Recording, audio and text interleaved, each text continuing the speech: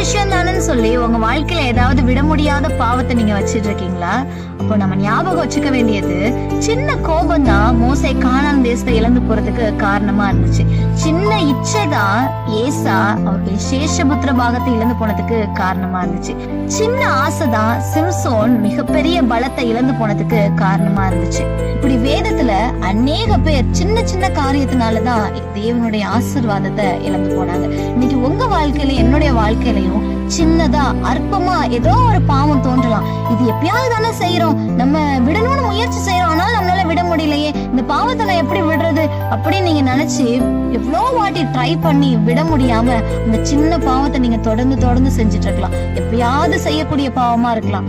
ஆனாலும் தேவன் இன்னைக்கு உங்களை பார்த்து சொல்லக்கூடிய விஷயம் சின்ன விஷயம் தான், ஆனா அது மிகப்பெரிய தேவ ஆசீர்வாதத்தை நம்ம இழந்து போறதுக்கு காரணமா இருக்கலாம். உங்களாலையும் என்னாலையும் என்னுடைய சுயத்தினாலேயோ உங்களுடைய சுயத்தினாலேயோ நிச்சயமா எந்த பாவத்தையும் மேற்கொள்ள முடியாது. தேவன் சொல்றாங்க, உங்களுடைய சுயத்தினால உங்களால ஒன்றும் செய்ய முடியாது.